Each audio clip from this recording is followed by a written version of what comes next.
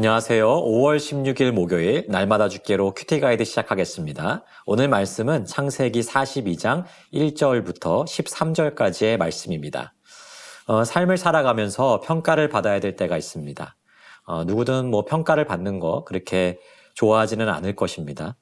다른 이들이 나를 어떻게 평가할지 알 수 없기도 하고 평가를 받는 것 그 자체가 썩 기분이 좋은 일이 아니기 때문이에요. 그러나 우리는 그 어떠한 평가라도 피할 수가 없습니다. 내가 얼마나 성장했는지, 혹은 내가 어떻게 바뀌었는지, 내가 얼마만큼의 전문성을 갖췄는지를 증명해야 되기 때문이죠. 이는 우리 신앙에서도 마찬가지입니다. 우리 신앙생활 속에서도 하나님의 평가가 있을 수 있다는 것이죠. 우리 하나님은요, 우리가 얼마나 성장했는지 보고 싶어 하십니다. 그런 하나님의 뜻 속에서 때로는 하나님께서 우리를 평가해 보시는 것이죠. 오늘 말씀에서도 평가, 즉 시험에 관한 이야기가 기록되어 있습니다. 관찰 질문 1번입니다. 야곱이 아들들에게 명령한 것은 무엇입니까? 당시 온 지역에 기근이 임했습니다. 이 기근은 야곱의 가족들이 살고 있었던 가나안 지역도 피할 수가 없었어요. 이 기근 속에서 고통을 받던 야곱은 애굽에 곡식이 있다는 소식을 듣게 되었습니다. 그러자 그가 아들들에게 한 명령이 무엇입니까? 어찌하여 아무것도 하지 않은 채 서로 바라만 보고 있냐는 것이죠. 애굽에 곡식이 있다고 하니까 지금 그곳으로 가서 곡식을 사오라는 것입니다. 우리가 알고 있는 대로 이 기근은 하나님께서 섭리하신 것이었어요. 하나님은 이 기근을 통해서 야곱의 아들들을 애굽으로 이끄시고 그들과 요셉을 만나도록 하셔서 그들 안에 가지고 있었던 파괴된 관계를 회복시킬 계획을 갖고 계셨던 것입니다. 관찰 질문 2번입니다. 야곱이 고향에 남겨둔 사람은 누구이며 그 이유는 무엇입니까?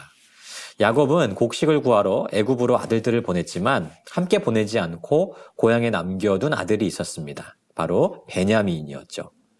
여러분, 야곱이 베냐민을 고향에 남겨두었던 이유가 무엇입니까? 혹시라도 여행 중에 베냐민에게 무슨 일이라도 생기지 않을까 하는 그런 두려움 때문이었습니다. 그가 사랑하던 라헬이 남긴 자식은 요셉과 베냐민 둘뿐이었어요.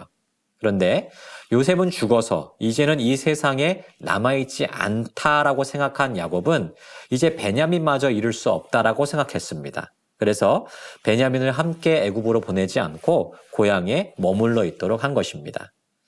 우리는 이 말씀을 통해서 야곱이 여전히 자식에 대한 편애를 버리지 못하고 있다는 것을 또한 확인할 수 있습니다. 관찰 질문 3번입니다. 애굽으로 곡식을 사러 온 형들을 대하는 요셉의 태도는 어떠합니까? 이제 형들이 길을 떠나서 애굽으로 당도했습니다. 그리고 곧 애굽 총리였던 요셉을 만나게 되었어요. 형들은 요셉을 알아보지 못했습니다. 다만 대국의 총리였기 때문에 그 앞에 엎드려 절을 했죠.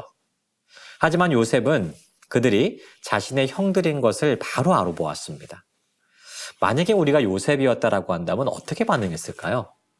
아는 척을 했을까요? 아니면 모르는 척을 했을까요? 그리고 반갑게 맞이했을까요? 아니면 엄하게 대했을까요? 말씀에서 요셉은 형들을 모른 채 했습니다. 그리고 매우 엄한 목소리로 그들을 대했어요. 그리고 그들을 염탐꾼 취급을 하기 시작하죠.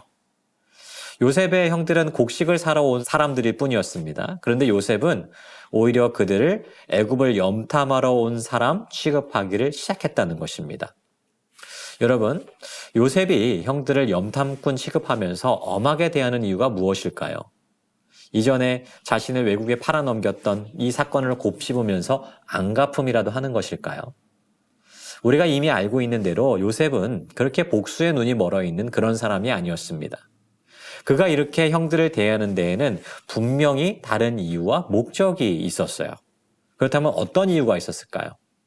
저는 이것이 요셉의 시험이었다고 생각합니다. 요셉은 그동안에 형들이 얼마나 또 어떻게 변했는지를 좀 확인하고 싶었습니다. 이전의 형들은 형제도 노예로 팔아버릴 만큼 잔혹한 사람들이었죠. 그러나 이제는 자신들이 저지른 이 일들이 잘못된 일인 것임을 깨달을 뿐만 아니라 뉘우치고 있는지, 또한 그들이 얼마나 변화했는지를 확인해 보고 싶었어요. 그래서 그는 그 첫걸음으로 그들이 어떻게 반응하는지를 보고자 이렇게 억울한 누명을 씌우고 있는 것입니다. 여러분, 이러한 요셉의 시험을 통해서 우리가 깨닫게 되는 것이 무엇입니까? 우리에게도 이러한 하나님의 시험이 찾아올 수 있다는 것입니다. 서두에서 말씀드린 것처럼 하나님은 지금 내가 얼마나 변화했는지를 확인하고 싶어 하세요. 때로는 나도 이해할 수 없는 상황과 말씀으로 나를 찾아오셔서 내가 그 상황에서 어떻게 반응하는가를 보신다는 것이죠. 여러분, 그럴 때마다 우리가 스스로 확인해야 될 것은 하나님의 말씀 속에 비친 나의 모습이에요. 하나님의 엄중한 말씀 앞에서 나 스스로를 점검하고 바르게 바라볼 수 있어야만 되는 것입니다. 여러분, 우리는 무엇을 통해서 나 자신을 확인하고 점검하고 있습니까?